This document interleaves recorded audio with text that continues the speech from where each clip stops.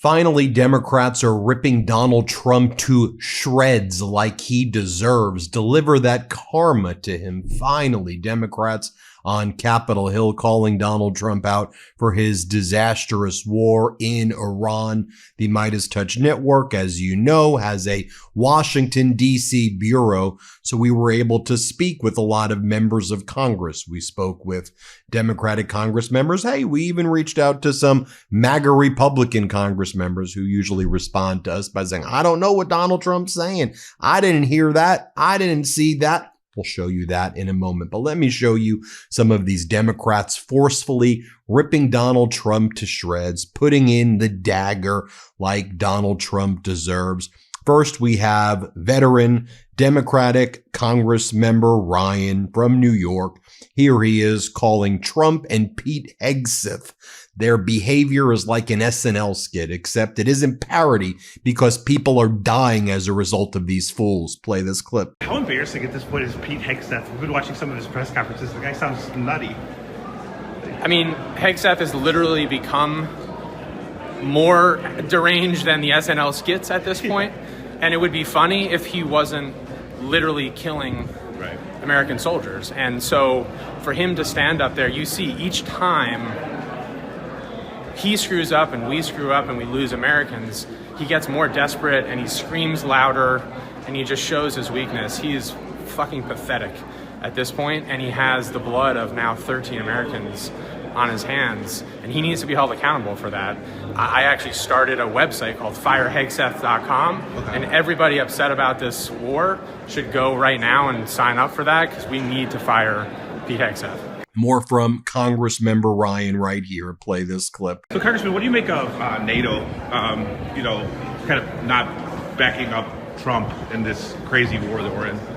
Well, this is a war that we shouldn't have started. It's a war where now 13 Americans are lost. A war where, oil prices are going up, cost of everything's going up, and the president spent years shitting all over our allies and then doesn't consult them before this war, doesn't consult the American people before this war, and now he expects them to come to our assistance. And it just shows what a failure of leadership by Trump in this matter. So let me show you what Democratic Congresswoman Omar had to say to our crew on Capitol Hill on the steps. Shout out Pablo Manriquez for getting this interview. Play this clip. Pathetic as Pete Hegseth at this point. We've been watching his press conferences. He's saying all these crazy things. I mean, what can you say? He's always been pretty pathetic. Yeah. It pains me as a Minnesotan that that's the person that we have in the administration, and I just hope he gets replaced because he's an embarrassment on a national and international stage for us. More from Congresswoman Omar. Play this clip. Any comment on NATO rejecting Donald Trump's crazy overtures to join this endless war? Well, it was expected. This is a war that they didn't plan for. They didn't talk to our allies beforehand. And after you enter a war of choice to beg for help, it's actually pretty pathetic and embarrassing. Then we had the opportunity to speak with Democratic Congress member Walkinshaw from Virginia. Here's what he told us. Let's play it. How embarrassing is Pete Hegseth at this point? Like, just his press conferences have been kind of alarming. Not just the press conferences. I see Pete Hegseth in classified briefings, and I am embarrassed for him. He can do nothing beyond read the script that's given him. He can't answer detailed questions. He doesn't understand the strategy, not that there is one. He doesn't understand the tactical or operational questions. He is in way the hell over his head. More from Congress member Walkinshaw here. Let's play it. What do you make of NATO not supporting, these crazy overtures from Trump?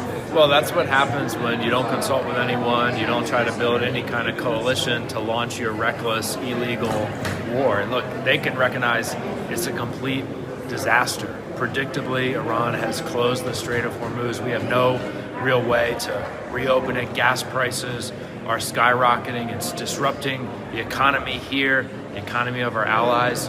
Nobody wants to touch it with a 10-foot pole. That's what Donald Trump has done. Let's go back to that interview with Pablo Manriquez, our Capitol Hill reporter, on the steps of the Capitol building with Democratic Congresswoman Omar. Play this clip. How much of a liability at this point is Israel to U.S. foreign policy, given that they were coordinating with Israel but not our NATO? They have been a liability to us for decades. Not only doing the getting us involved in Iraq war, starting the whole mass destruction, weapons of mass destruction conversation, and obviously right now with the Trump official resigning, it's pretty clear that it was Israel that really wanted this war, and it's unfortunate that American service members, our sons and daughters, are dying on behalf of Israel. Now, remember earlier in the video where I told you the MAGAs, when we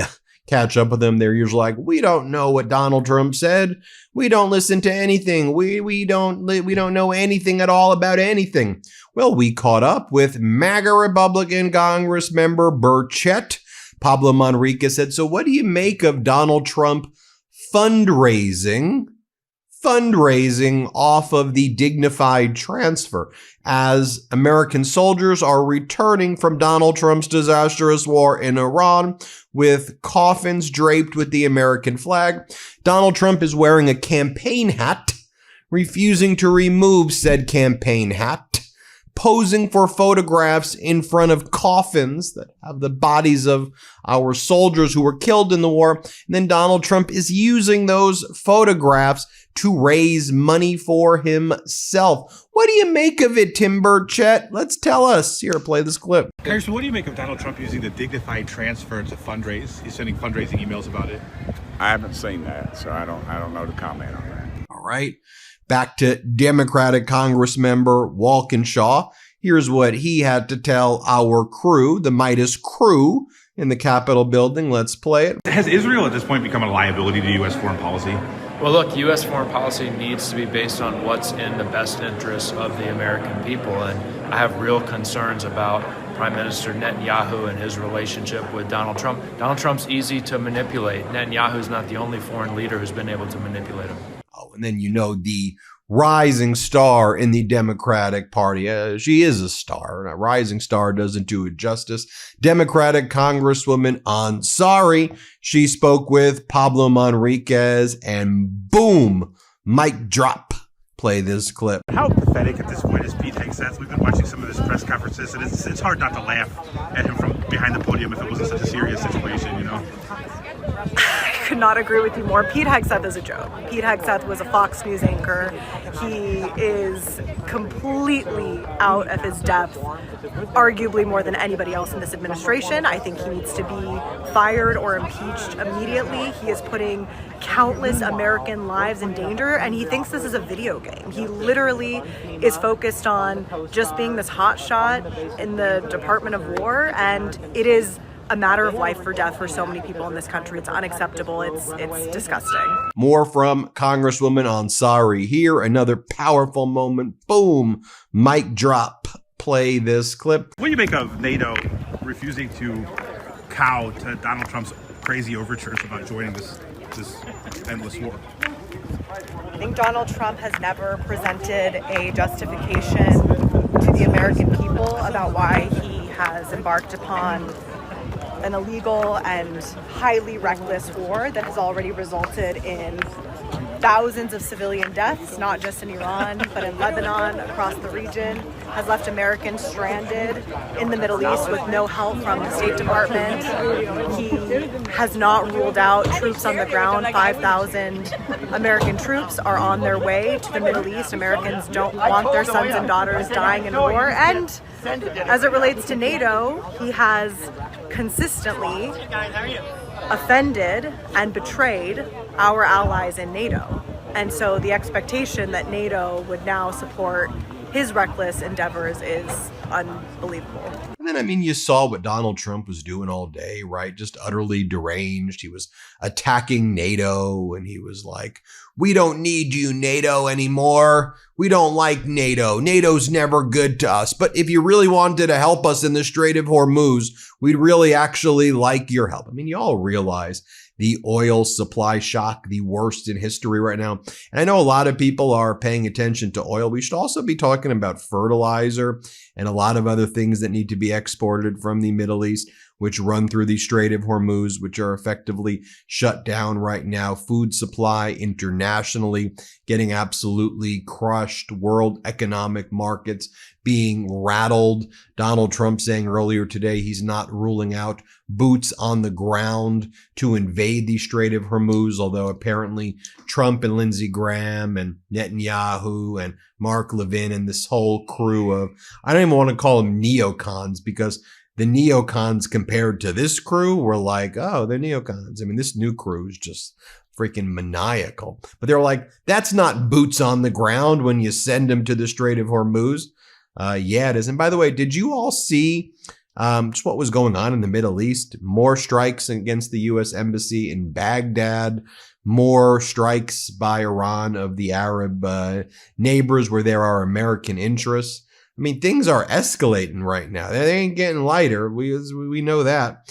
Anyway, here's what Donald Trump was saying. I played a lot of his events today, so here's what his big focus, though, was on. With everything going on, he's like, we're going to have the Irish Open at Trump Properties, because he's standing there with basically the Prime Minister of Ireland.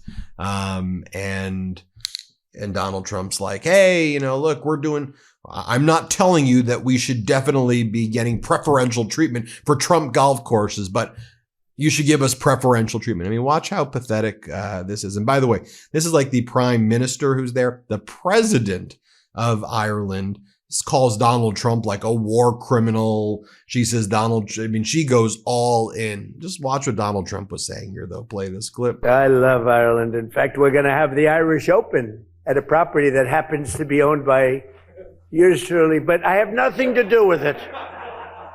I own it, but I don't even like to talk to my son. He says, Dad, we're doing great with I'm allowed to run it, but I don't choose to. Dad, we're doing great. Eric calls up. He's doing a good job. Do you like Eric? I think so, right? Who doesn't like Eric? But he calls up, Dad, we're doing a great job in Ireland. What's going on? Well, we're doing this and that. Tell me. I said, don't tell me about it. I don't want to know about it. I don't want to know about it. Of course, if we were treated badly, I'd let him know very quickly. But I think you are very proud of what's been done over there by the Trump organization, right? And then Donald Trump's like, everything is going great. Everything is going beautiful right now here in Iran. Just as we expected. Here, play this clip. I just do want to say that the war is proceeding very, very strongly. We're doing very, very well in Iran, knocking the hell out of them, and you have to do that. We can't let them have a nuclear weapon. They were 2 weeks away, in my opinion, 2 weeks away from having a nuclear weapon. If those beautiful, magnificent machines, those B-2 bombers, if they didn't do their job 7 or 8 months ago, they would have had a nuclear weapon, and there would have been no talking to them, no talking at all. Well, there you have it, folks. We're going to keep you posted every step of the way here on the MeidasTouch Network. And don't sleep on that really big development. I mean, this right-wing extremist who's, a big ultra MAGA guy who Donald Trump praised, Joseph Kent. He resigned from his position as the director of the National Counterterrorism Center. I mean, this guy, far extreme, right-wing nut job. He did serve 11 combat tours, which, you do have to appreciate his service, at least to our country. Although he came back and he says some of the most hateful things. His wife tragically passed away in a combat zone. He's a Gold Star husband. He's ultra MAGA. And he's saying he had to resign because he's like, I don't support this war in Iran. His resignation post so far has over 74 million views on Twitter already, which is X now. They used to call it Twitter. I mean, you're just seeing so many MAGA people saying, we're done. We're out. We are out of this Trump cult. Well, hit subscribe. Let's get to 7 million subscribers. Thanks for watching, y'all. Love this video? Support independent media and unlock exclusive content, ad-free videos, and custom emojis by becoming a paid member of our YouTube channel today. You can also gift memberships to others. Let's keep growing together.